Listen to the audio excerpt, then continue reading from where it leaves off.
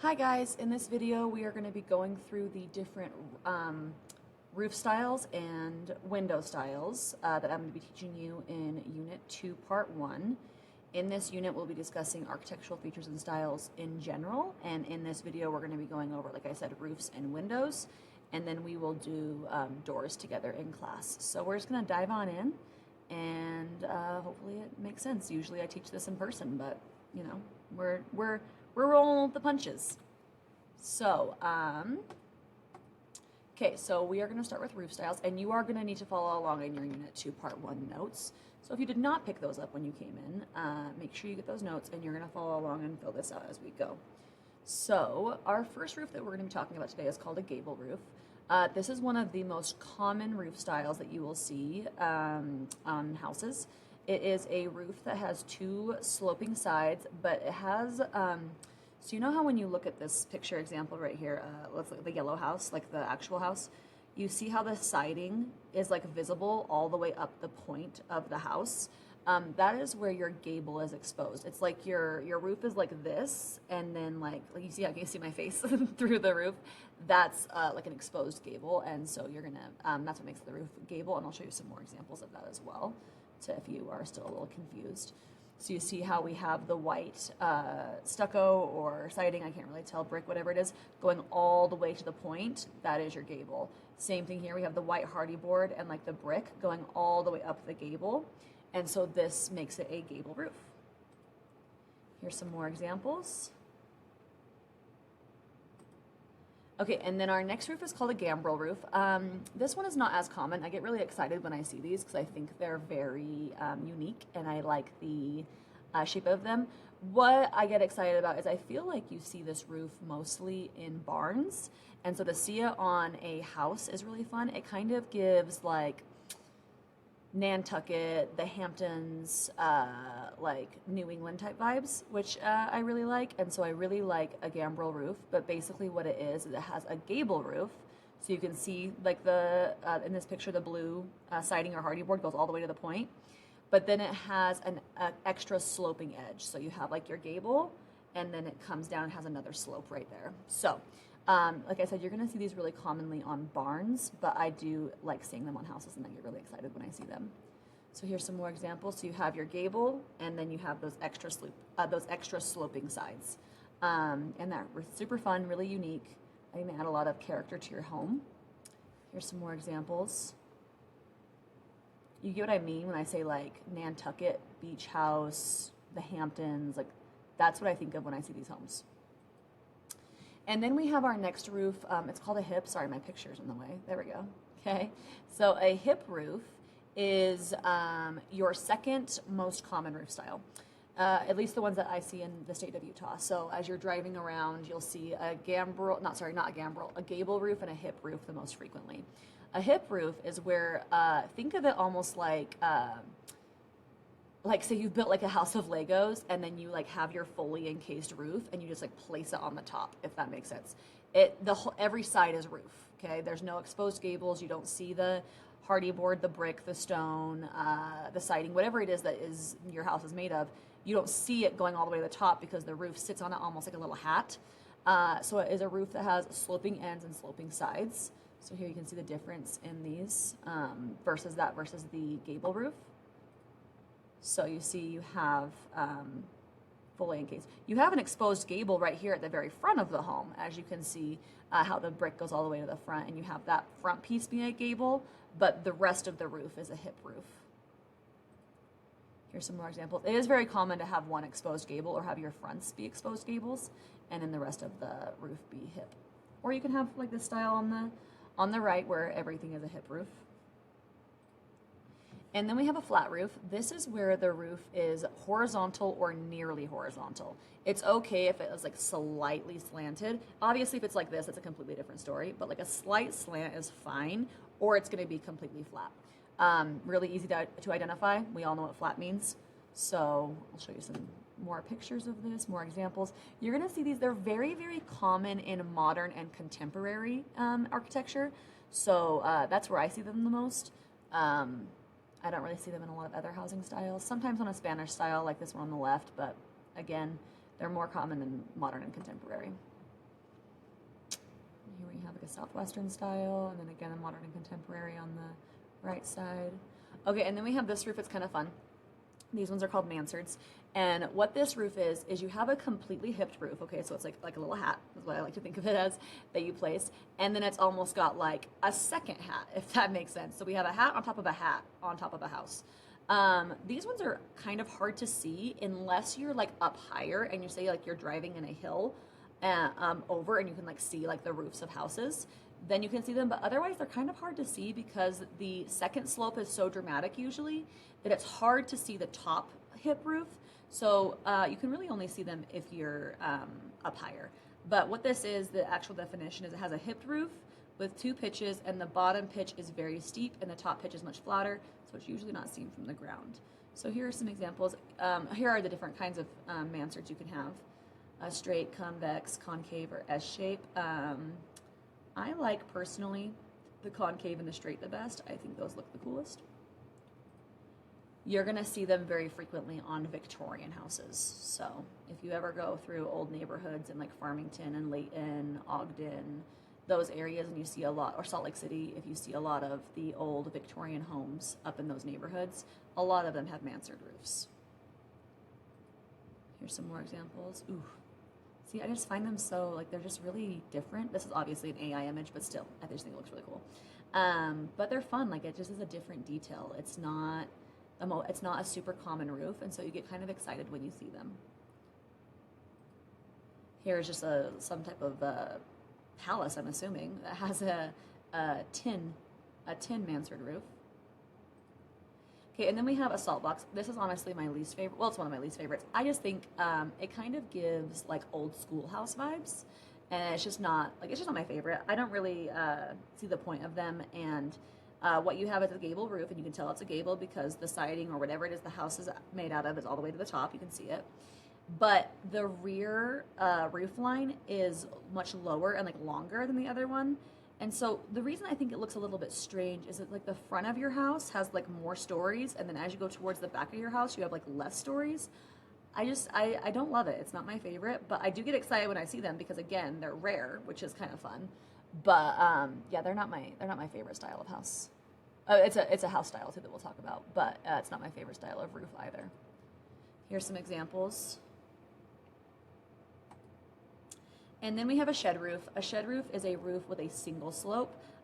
So it's gonna look like that, slanted. And again, these are very common on modern and contemporary homes. Oh, sorry. So as you can see these here. They're kind of cool. They're fun. Very angular if you like a more geometric style. Okay, so here is your first part of your assignment you're gonna create. You're going to be making these throughout the entire class period, throughout the entire semester, as we are learning all of these different features that I'm going to be teaching you in this class. But for this one, this one's going to be just your roof styles, and it will be open on Canvas, so you can work on it and then submit it as soon as you're done. But you're going to create a PowerPoint presentation that contains 8 slides, a title slide, and then 7 slides for the roof style. On each slide, you will write the name of the roof style, the definition, and then 2 picture examples. So your examples are going to look, oh wait, sorry, I went lower on it. It's gonna look like this slide right here. Like you'd have a shed, and then you'd have a roof with a single, like the definition, and then you would have 2 pictures. Now remember, this is, for your assignments though, I didn't do it because it's just part of the lesson, but I should probably should. But you need to make sure you do all professional lettering, which is all caps, so just keep that in mind. Roof name, definition, 2 picture examples. So that is your part 1 assignment, okay? Then here is your part 2 assignment, and I'm gonna give you plenty of time to do this, so it's like more honestly just while you're driving around, going and running errands or doing whatever you're doing. You are going to take pictures of the different roof styles that you see out in society, okay? There are 7 different roof styles that we discussed, and you need to find 5 of them. It's a lot easier than you think. I can think of townhouses and apartments and buildings right around the school that are really easy. The townhouses over by Scrambled and Burleyburger, I think have a shed roof, I believe. The apartments up on coming down Hillfield have a flat roof. The colored townhouses next to us have a gable roof, I believe. So I just gave you 3 out of the 5 that you need to find. So it shouldn't be that challenging, and I'm going to give you a couple of weeks to do it.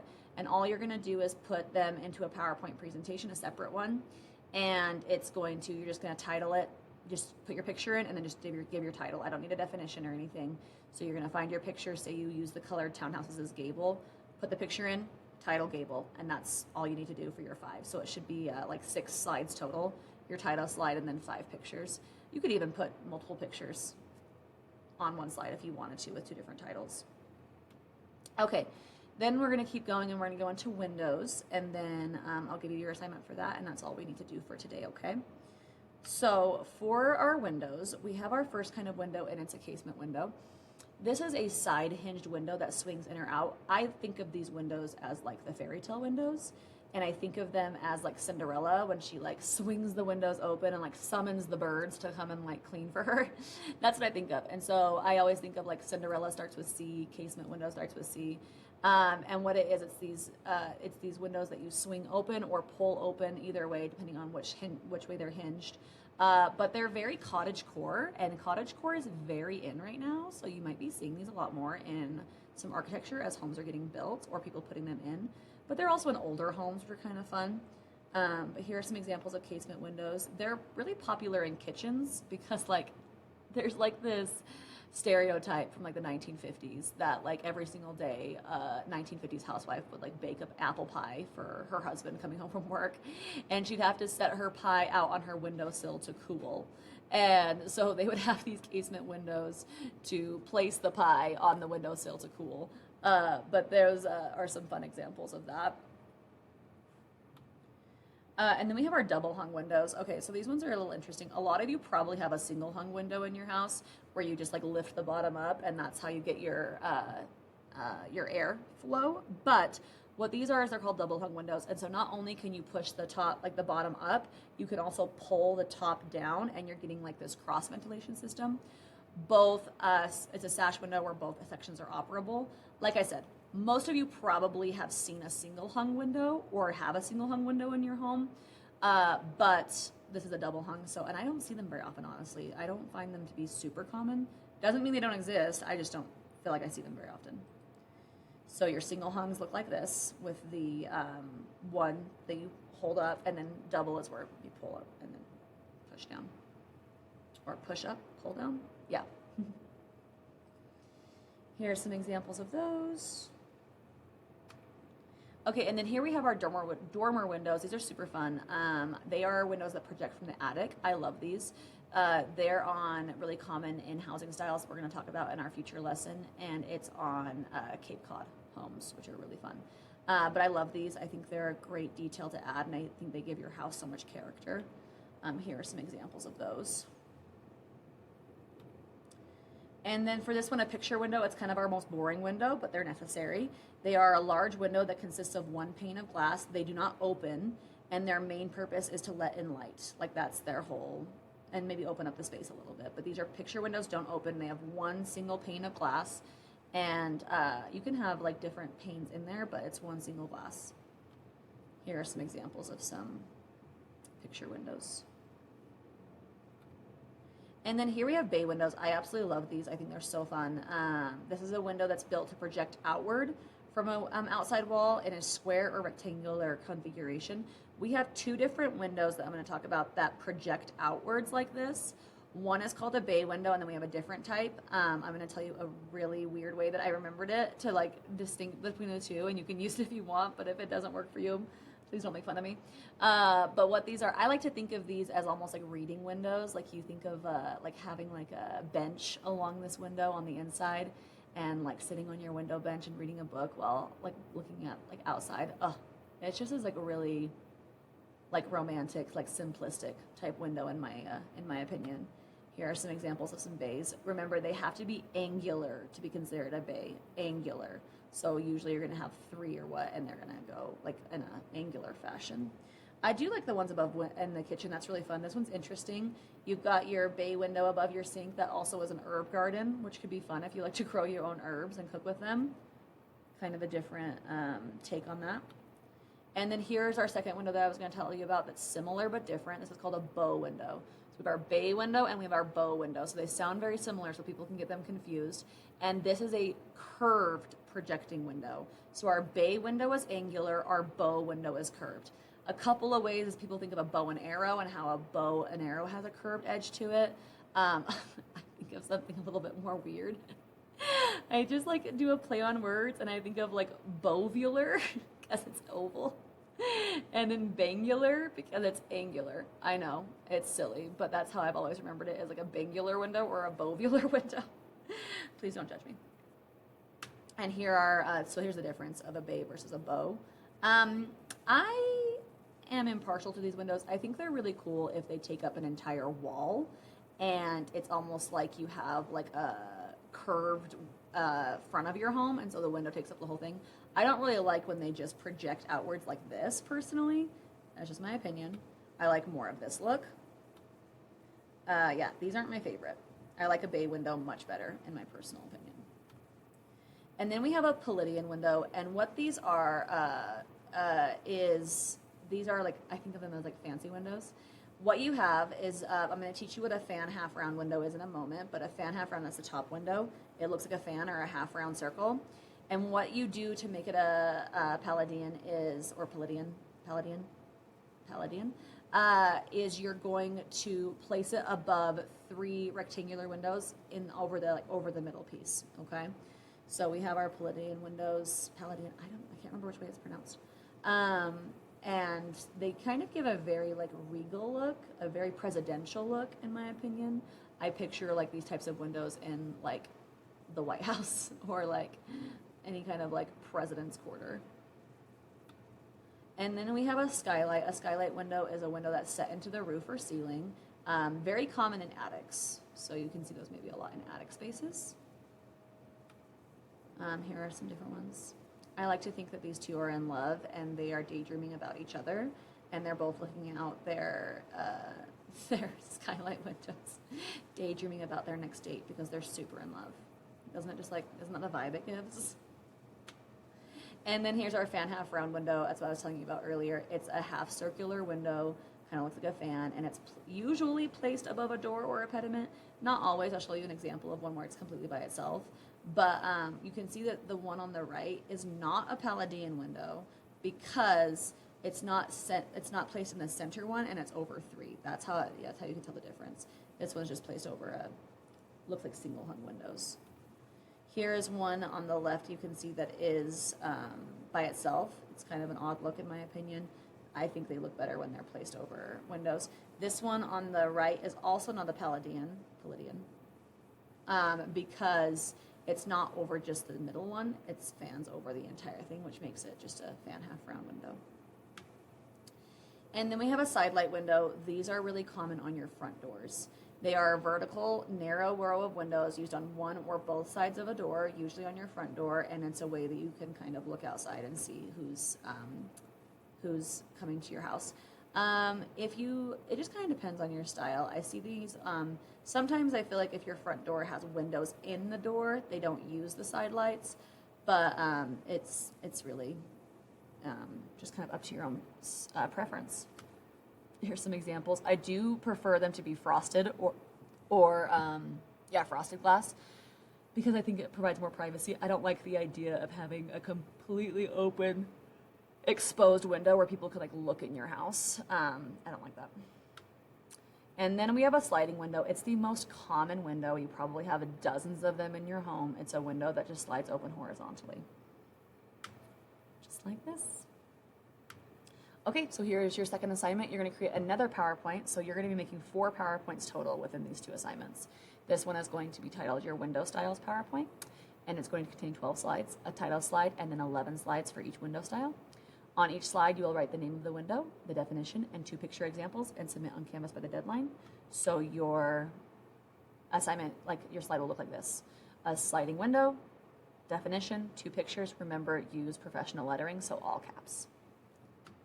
And then, oh, never mind. I had a part 2, but I think I took it away. So we're only going to worry about that one. And then when I see you guys, when I come back from being gone, we are going to go over doors together in class. And that is your lesson that I'm going to have you guys watch today.